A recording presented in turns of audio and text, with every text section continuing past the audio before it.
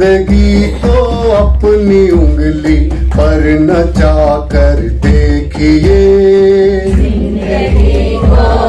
कि हम हमेशा संघर्ष समिति को ये कहते थे, आज दो अभी दो उत्तराखंड राज दो मत कहो, हमेशा ये कहो कि कैसा राज्य हमें चाहिए, कैसा हमारा जल जंगल हमारा होगा यहाँ पे, कैसी नीति बनेगी हमारी शराब की, कैसी नीति बनेगी हमारे युवाओं की, कैसी नीति बनेगी हमारे पहाड़ के पलायन की, कैसे हम अपने हिमालय को बचाएंगे।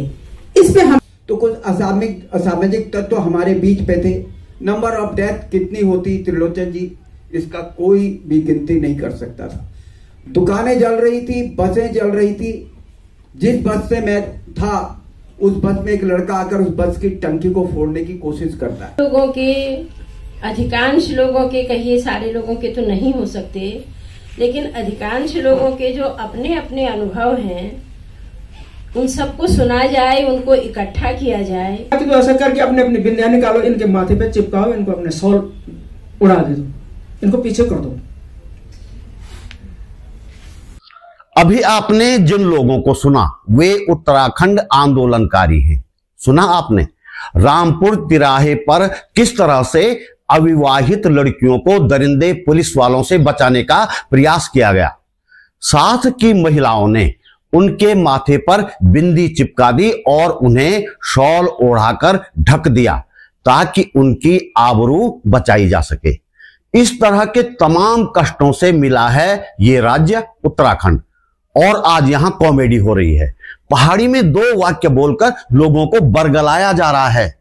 मैदान पहाड़ हिंदू मुसलमान किया जा रहा है, जो इस राज्य की अवधारणा में कभी नहीं रहा, कहीं नहीं रहा। हमने दून लाइब्रेरी में खबरपात कार्यक्रम के 5वें संस्करण में कुछ असली वाले उत्तराखंड आंदोलनकारियों से उनके अनुभव सुने। आप भी सुनिए क्या कहा उन्होंने, उनकी पीड़ा को समझने की कोशिश करिए। हालांकि पूरा वीडियो देखने का आपके पास वक्त नहीं होगा, आपको रील देखनी होगी, फिर भी बताना मेरा फर्ज है।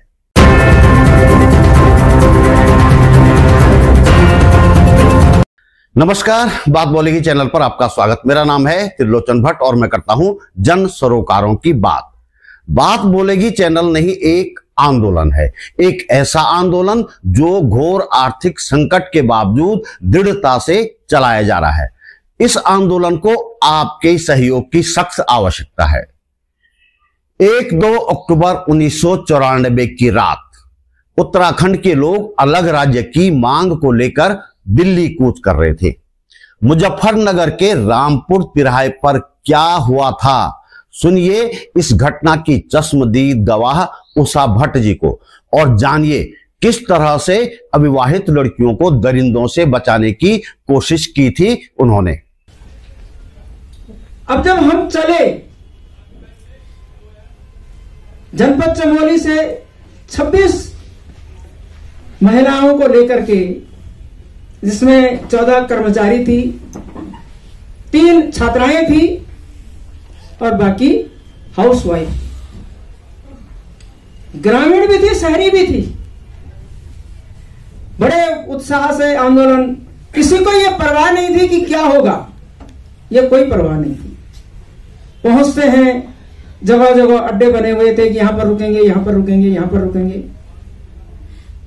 चलते गए, ऋषिकेश तपोवन में पहुंचे, पहली चेकिंग हुई। अब मेरे साथ महिलाएं थी, उनको पता ही नहीं कि ये क्या होता है, पहली बार घर से बाहर निकली थी। नार्सन में हमने पूछा क्या कर रहे हैं भाई, क्यों रोक रहे हो जगह जगह? तो बोले चेकिंग हो रही है। किस बात की चेकिंग हो रही है? कि कुछ विस्फोटक तो नहीं है। इनका दिमाग खराब हो गया तुम लोगों का? ये महिलाएं हैं, इनके पास क्या क्या विस्फोटक हुआ, जानते नहीं विस्फोटक क्या हुआ। बसें बाकी पीछे थी, सबसे आगे चमोली जिले की गोपेश्वर से महिलाओं की बस एकमात्र अकेली वहां से थी। जैसे ही हम रामपुर तिराहे पर पहुंचे तो धूप अंधेरा था, वहां पर रुक गए। आगे से जो आड़े तिरछे पुलिस वालों, पीएसी के वाहन लगे हुए थे, चारों तरफ से बंद था रास्ता, अंधेरा था, कहीं जाने का नहीं था। जब 2-3 बसें आ गई तो ये हुआ कि पहले खाना खाओ। अब उतरे, ढाबे में घुसे ही थे, कुछ नहीं था, अंधेरा था। इतने पर जो पथराव हुआ तो मेरी तो जान निकल गई। मैं महिलाओं को घर से लाई थी, मेरी क्या स्थिति रही होगी। अपनी तो कोई परवाह नहीं थी, अपना तो ये था कि इधर या उधर ये तो होना ही है। लेकिन जिनको मैं घर से उठा के लाई थी उनकी जवाबदारी मेरी थी। मैंने कहा चलो गाड़ी में बैठो, छोड़ा सब कुछ, गाड़ी में बैठे। गाड़ी में बैठते ही आप ये देखो कि ये डंडों की बरसात पहले उस गाड़ी पर चारों तरफ से हुई। वो तो हमने गाड़ी अंदर से लॉक कर दी,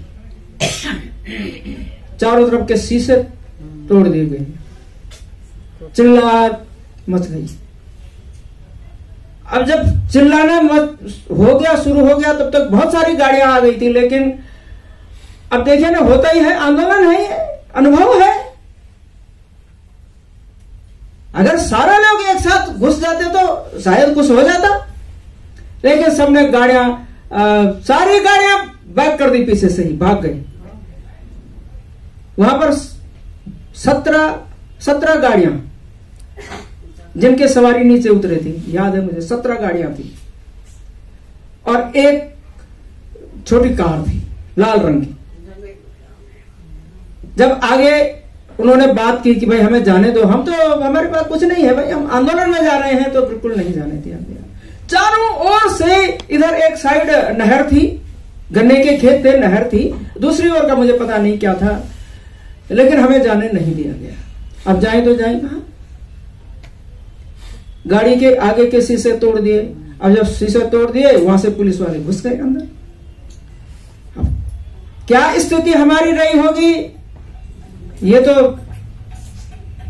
हमारे शब्द नहीं है। इनको किस शब्दों में इनको हम बात करें, किस तरह से हम इस पीड़ा को व्यक्त करें। तो 2 पुलिस वाले, उन्होंने, मैं लॉक जो दरवाजा था उस पर खड़ी थी, दरवाजा पकड़ करके उसने मुझे धक्का दिया और दरवाजा खोल दिया। लेकिन वो दोनों जब बाहर निकले तो 6-7 पुलिस वाले, लेकिन हमने उनको अंदर नहीं घुसने दिया। गेट पर तो मैं ही खड़ी थी। इतना पीटा उन्होंने, पुलिस वालों ने, डंडों से, कि कोई कमजोर शख्सियत होती तो वहीं पर मर जाती। लेकिन उस समय जो आज आप देख रहे हैं, मैं इससे दुगना उस समय थी। तो हिम्मत बहुत थी। अपनी चिंता नहीं हुई, महिलाओं की भी चिंता नहीं हुई, उन बच्चियों की चिंता हुई जो अनमैरिड कॉलेज की छात्राएं हमारे साथ थी कि इनका क्या होगा, कैसे बचाएं इन दरिंदों से। मैंने एक महिला को कहा, एक चंद्रकला बिष्ट नाम सुना होगा आप लोगों ने, आंदोलनकारी। मैंने उसको कहा कि तो ऐसा करके अपने अपनी बिंदियां निकालो, इनके माथे पे चिपकाओ, इनको अपने शॉल उड़ा दे दो, इनको पीछे कर दो। इतना करने पर भी उन्होंने जो महिलाओं के साथ अभद्रता की, मेरी इन आंखों ने देखा है, तन बदन में आग लग गई। लेकिन क्या करते हैं, अब बताइए, चारों ओर से जब राक्षस खड़े हो तो क्या करेंगे वहां पर हम निहत्थे? कितना धक्का देंगे, कहां जाएंगे धक्का देके? हमें ना रास्ता मालूम, ना हमें कुछ मालूम, कहां जाएंगे हम? बाहर खड़े, अंदर खड़े, बस के अंदर भरे हुए। ये दुर्दशा हमने जो देखी, तो आज भी जब ये होते हैं, क्या कहते हैं, सम्मान समारोह होते हैं, रजत जयंती मनाई गई, तो इतनी पीड़ा, इतना दर्द इस मन में उठा कि जो शहीद हुए वो तो शायद कहीं से देख रहे हो, लेकिन उनके परिवार तो नहीं। उत्तराखंड आंदोलन के सशक्त हस्ताक्षर ओमी उनियाल, जो आंदोलन में सभी लोगों को एकजुट करने में लगातार जुटे रहे और 1-2 अक्टूबर 1994 की उस काली रात को वे भी रामपुर तिराहे कांड के गवाह बने थे। सुनिए उनका दर्द। हमें रोका गया और नारसन का वो सीन किसी इंग्लिश फिल्म के हॉरर सीन से भी बड़ा था। बसें लगी थी उस समय, जिस समय आज एक कोरोना बीमारी से निकला है देश, उस समय प्लेग फैला था और दिल्ली की सरकार, उत्तर प्रदेश की सरकारों ने बोला कि दिल्ली के अंदर फ्लैग, तो मुंह पर रुमाल बांधकर हम चले, तो कई लोग उत्तराखंड आंदोलन विरोधी लोग भी उस मास्क को पहनकर हमारे बीच में घुसे। मैं दुकानें जल रही थी, बस जल रही थी, पुलिस की गाड़ियां जल रही थी, और उसके बाद हमने सोचा हमने यहां से निजात पा ली है, और उसके बाद हम रामपुर तिराहे दिल्ली की तरफ चले। रामपुर तिराहे का तो तब हमें पता भी नहीं था कि ऐसा होगा। हम अपने गंतव्य की तरफ चले। मैं उस बस से उतरकर मेरे स्वर्गीय भाई के साथ, स्वर्गीय रंजीत सिंह वर्मा, शंकर चंद्रमोला जी, मैं और एक रविंद्र जुगरान मेरे साथ थे। हम इस बस में कार में बैठे। 5 बजे करीब सुबह हल्का अंधेरा था। दाईं तरफ पुलिस का ईंट का एक भट्टा था, वहां पर अधिकारी लोग बैठे थे और बैरिकेडिंग लगा था। पुलिस वाला एक आकर गन लेकर हमारे पेटों पर रख देता है, बोला तुम क्या करके आए नारसन, और उतरकर हमारे एक ड्राइवर थे आईएपी से जो हायर किए गए थे, मिस्टर थापा, इतना बटों से उसे मारा कि वो लोहान होकर वहां गिर गया, और हमारी भी पिटाई शुरू कर दी। अंदर जाकर जब अधिकारियों से बात करनी चाहिए, मेरे भाई ने कहा कि आपको इस सवाल का जवाब देना पड़ेगा कि आपने हमें कोई कहा, हम यूपी में हैं, हम तुम्हारे साथ, हम तो यहां से पास हो रहे हैं, हमें तो दिल्ली जाना है। उसने कहा आप दिल्ली नहीं जा सकते, हम तो वहां बाद में जवाब देंगे, हमें तो आपको अभी जवाब देना है। आप जाओ तो वाया चंडीगढ़ होते हुए जाओ, हम यहां सर आपको कतई नहीं जाने देंगे। और भयंकर लाठीचार्ज वहां किया। और जो मैंने वहां की दुर्दशा देखी, जैसे ही उषा भट्ट जी ने बताया, मैंने वर्मा जी को कहा ये स्लो मोशन में ये महिलाएं चल रही हैं, लुटी पिटी महिलाएं, कुछ युवक चल रहे हैं। मैंने कहा भाई साहब देखो क्या कैसे चल रहे। तब तक हमें नहीं पता था क्या यहाँ विभत्स कांड हो गया। 5 बजे हमें जब रोककर बाई तरफ के अंदर से जो पिटाई की आवाजें आने लगी, अनंत कुमार तत्कालीन डीएम, एसपी मिस्टर सिंह और भी अधिकारी थे, उन्होंने बहुत बुरी तरह लोगों को पीटना शुरू किया, और वहां से जो लोग घायल होकर गिरते रहे उन्हें मुजफ्फरनगर के हॉस्पिटल में हॉस्पिटलाइज किया गया। वो रामपुर तिराहा कांड की जो विभत्स घटना है, उसके पीछे मैं किसी पार्टी का नाम नहीं ले रहा हूं, बहुत बड़े नेता का हाथ था। दिल्ली सरकार को जो बताया गया था कि यहां के एक्स आर्मीज अपनी गनों, अपने वेपन्स के साथ दिल्ली कूच की तैयारी कर रहे हैं। आज दो अभी दो, उत्तराखंड राज्य दो, ये मुख्य नारा बन गया था उस आंदोलन का। लेकिन गिरफ्तार की गई महिलाओं में सबसे ज्यादा दिनों तक जेल में रहने वाली निर्मला बिष्ट जी कहती हैं कि यह नारा इस राज्य का सबसे बड़ा दुश्मन बना, क्योंकि हमें कैसा राज्य चाहिए इसका कोई रोड मैप बनाए बिना ही राज्य छीन लिया गया। क्योंकि हम लोगों ने 94 का वो दिन, 17 अगस्त का वो दिन जब हम बाहर निकले थे, ये आंदोलन आरक्षण से शुरू होकर के, और इसको क्योंकि तब हम प्रगतिशील महिला मंच के नाम से ही इस आंदोलन को चलाते थे, और हमने इसको पृथक राज्य आंदोलन के नाम पे इसको नारा दिया कि आरक्षण का एक राज्य, पृथक राज्य, पृथक राज्य। और हम उस आंदोलन में महिलाओं की जो 80% की भागीदारी थी, वो इसलिए थी, उसके पीछे बहुत सारे कारण हैं। हम भी एक हाउसवाइफ थे, हम कभी आंदोलन जैसी चीजों को ना जानते थे, ना हम कभी निकले थे, लेकिन ये भावनाएं थी हमारी कि हमारा राज्य उत्तराखंडी कहलाएंगे, हम यूपी से अलग होंगे, और हमें बड़ा गर्व महसूस था कि हम उत्तराखंडी कहलाने के काबिल रहेंगे, जो हमारा राज्य बनेगा। 3 तारीख का वो दिन जिस दिन यहाँ पे उसकी डेड बॉडी को लेके जा रहे थे, और कैसे डेड बॉडी को प्रिंस चौक में लाठी से मारा गया, और हम लोग फिर आए। यार ये बहुत बड़ी कहानी है, इस कहानी पे मैं नहीं जाना चाह रही हूँ, लेकिन दुख तब होता है कि जब हम लोगों ने इस राज्य के आंदोलन में कूदी महिलाएं, और सामान्य लोग महिलाएं थी, पहाड़ों के अंदर की वो महिलाएं जो घास लकड़ी अपना घर का काम करती थी, वो आई, वो सिर्फ इसलिए आई थी। हमारे पहाड़ के अंदर जो हमारे बच्चे पलायन करके बाहर जा रहे हैं, वो नहीं जाएंगे। उनका ये कहना था कि हमारे जो पहाड़ों में शराब बिक रही है, वो नहीं होगी। आज तो खैर नशा भी बिक रहा है बहुत तेजी से, मतलब इतनी उन्नति करी रजत जयंती में हमने कि अब हमने घर घर ड्रग्स भेज दिया है। ये उन्नति हमारी रजत जयंती में हुई है। और पहाड़ के लोगों ने ये समझा कि हमारे बच्चे बाहर नहीं जाएंगे, यहाँ अच्छी शिक्षा मिलेगी, जल जंगल जमीन पे हमारा अधिकार होगा, हमारे अनुकूल होगा, और इसीलिए हम महिलाएं सड़कों पर उतरी। लेकिन मैं यहाँ पे एक बात बहुत स्पष्ट कहना भी चाहूंगी कि उत्तराखंड महिला मंच ने जब गठन किया उसके बाद हम हमेशा से ये कहते आए हैं कि कैसा राज्य हमारा होगा, इसी पे हम बहस करते थे। और मैं इस बात को इस बैठे हुए यहाँ पे अन्यथा भी न लें कि हम हमेशा संघर्ष समिति को ये कहते थे, आज दो अभी दो उत्तराखंड राज दो मत कहो, हमेशा ये कहो कि कैसा राज्य हमें चाहिए, कैसा हमारा जल जंगल हमारा होगा, यहाँ पे कैसी नीति बनेगी हमारी शराब की, कैसी नीति बनेगी हमारे युवाओं की, कैसी नीति बनेगी हमारे पहाड़ के पलायन की, कैसे हम अपने हिमालय को बचाएंगे, इस पे हम बहस करना चाहते थे। और हमने की है, हमारे महिला मंच ने की, हमें बहुत संतुष्टि है। बेशक उसमें नहीं मिला हमें वो राज्य, लेकिन हमने बहस करी है अपने संगठन में, हम हमेशा बहस करते थे। और आज भी उत्तराखंड महिला मंच का मातृ शक्ति स्थल डीएम के कार्यालय के बगल में हमारा एक धरना, और हमारे उसमें मुद्दे हैं, राजधानी का मुद्दा है, मुजफ्फरनगर कांड का मुद्दा है, जल जंगल जमीन का मुद्दा है, शराब की नीति का मुद्दा है, महिलाओं की समान भागीदारी होनी चाहिए निर्णायक रूप में।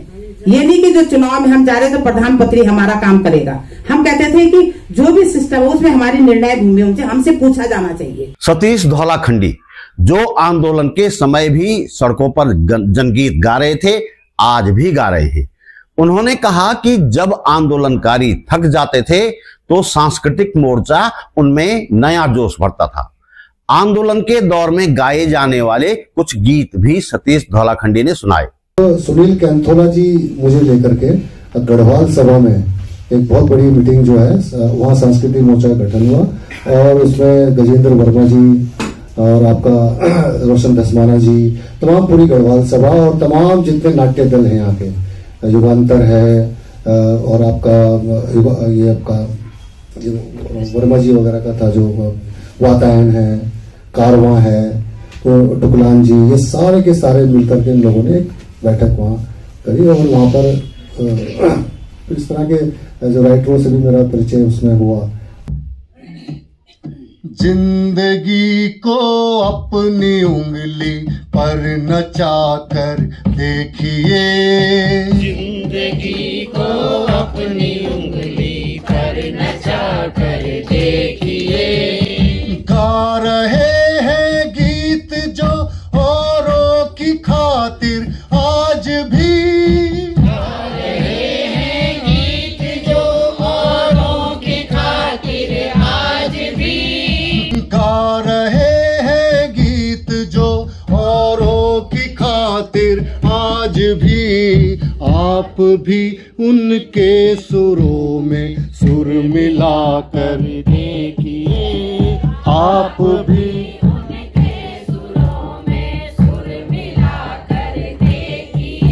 जो लोग उत्तराखंड में नहीं थे वे उस दौर में क्या कर रहे थे, मैंने खुद प्रवासियों की तरफ से अपने अनुभव सुनाए, और 2 अक्टूबर 1994 को दिल्ली के लाल किला के पीछे वाले मैदान में क्या हुआ संक्षिप्त में अपनी बात बताई। तो दिल्ली में उस दिन आप लोग जब नहीं पहुंच पाए थे, मुजफ्फरनगर हो गया था, ये हो गया था, तो दिल्ली में उस दिन क्या हुआ था उस बारे में बताऊंगा। मैंने एक एक चीज उस दिन देखी थी। तो वहां जब पथराव होते ही दिल्ली पुलिस जो लाल किले के ऊपर बैठी हुई थी, उन्होंने आंसू गैस के गोले छोड़े शुरू कर दिए, और वो भी बेशुमार। के बाद लाठियां चली तो सारे तितर बितर, फिर तो कोई मतलब ही नहीं था कौन कहां गया। और खास बात यह थी कि उन्होंने आईएसबीटी में एक बस नहीं थी, सारी बसें कहीं और शिफ्ट कर दी थी। वहां से भाग के लोग बसों में बैठ के अपने यहां जाते, तो वो भी कोई व्यवस्था नहीं थी। नैनीताल से आई आंदोलनकारी और उत्तरा पत्रिका की संपादक डॉक्टर उमा भट्ट ने उत्तराखंड आंदोलन का दस्तावेजीकरण की जरूरत बताई। उन्होंने कहा सरकार को करना चाहिए था, लेकिन वो करेगी नहीं, इसलिए हमें खुद करना पड़ेगा। तो एक तो ये कि जैसे अभी यहाँ पर उषा भट्ट जी की बात सुनी, निर्मला जी की, उनियाल जी की, सतीश जी की, और आपकी बात सुनी भट्ट जी की, तो इतने अनुभव हमने सुने। ये तो 5 लोग यहाँ पर थे जिन्होंने अपने अनुभव सुनाए, और ये सब जानते हैं कि उत्तराखंड आंदोलन में बच्चा आंदोलन में था, अगर सारे लोगों के, अधिकांश लोगों के, कहिए सारे लोगों के तो नहीं हो सकते, लेकिन अधिकांश लोगों के जो अपने अपने अनुभव हैं उन सबको सुना जाए, उनको इकट्ठा किया जाए। हम जो कि खुद आंदोलन में थे और तमाम बातें जानते आ रहे हैं, हम समझते हैं कि हमने आंदोलन को झेला और हमें सब कुछ पता है, लेकिन आज यहाँ पर जब सुना लोगों के मुख से तो हम फिर से एक उत्तेजना, एक दुख, एक आक्रोश हमारे मन में पैदा हुआ। तो ये कोशिश कैसे होगी, मैं एक तो भट्ट जी को और दून लाइब्रेरी को भी कि उन्होंने एक कार्यक्रम शुरू किया है और उसमें इस तरह की बात भी हो सकती है, यहाँ पर संभव है, तो उनको धन्यवाद दूंगी। लेकिन भट्ट जी से ही कहूंगी कि ये कैसे हो सकता है कि तमाम लोगों के अनुभव इकट्ठा हों। इस कार्यक्रम में जो बात सबसे प्रमुखता के साथ सामने आई वह थी कि आंदोलन में हिंदू मुस्लिम कोई मुद्दा नहीं था और मैदानी पहाड़ का विवाद भी नहीं था। आज सत्ता के लोग अपनी नाकामियों को छिपाने के लिए इन मुद्दों को आगे कर रहे हैं। यह इस राज्य के लिए शर्मनाक होने के साथ ही राज्य के भविष्य के लिए भी एक बड़ा खतरा बन गया है। दोपहर में मुजफ्फरनगर के गांव में गए तो हम समझते हैं कि ये जाति धर्म की बात नहीं होती। मुजफ्फरनगर के लोगों ने बहुत अच्छा काम किया था, हमें वहां सुबह खिचड़ी खिलाई गई, हमारी महिलाओं को परिचय दिया गया। अगर मुजफ्फरनगर के लोग भी पुलिस के साथ की तरह हैवानियत बन जाते तो ना जाने क्या मंजर होता। और पहाड़ के अंदर तो पहले से ही सब हर धर्म के लोग रहते हैं, लेकिन आज राज्य बनने के बाद क्यों ऐसी स्थिति आई है कि हम एक दूसरे की जाति को देख रहे हैं, हम एक दूसरे के धर्म को देख रहे हैं, हम देख रहे हैं कहां का रहने वाला है। अभी अभी आपने देखा होगा विधानसभा के अंदर प्लेन्स और पहाड़वाद हो रहा है। क्यों हो रहा है ये प्लेन्स पहाड़वाद? तो दोस्तों, इस वीडियो में इतना ही। हम आपसे सहयोग की उम्मीद करते हैं। आपका सहयोग लाइक के रूप में हो सकता है, कमेंट के रूप में हो सकता है, वीडियो को शेयर करने के रूप में हो सकता है, या फिर आर्थिक मदद के रूप में भी हो सकता है। हम जनता की बात करते हैं, किसी धन्ना सेठ या सरकार के सामने हम हाथ नहीं फैलाते, न फैलाएंगे कभी, आप जानते हैं। आप समझते हैं कि हम सही दिशा में काम कर रहे हैं तो हमें सहयोग अवश्य दीजिएगा, आर्थिक सहयोग भी। पहली बार आप मेरे चैनल पर आए हैं तो प्लीज चैनल को सब्सक्राइब करना न भूलिएगा। आर्थिक सहयोग भेजने के लिए मैं आकाश कुमार जी का आभार व्यक्त करता हूं। जल्दी मिलते हैं एक और मुद्दे के साथ, एक और वीडियो में। नमस्कार।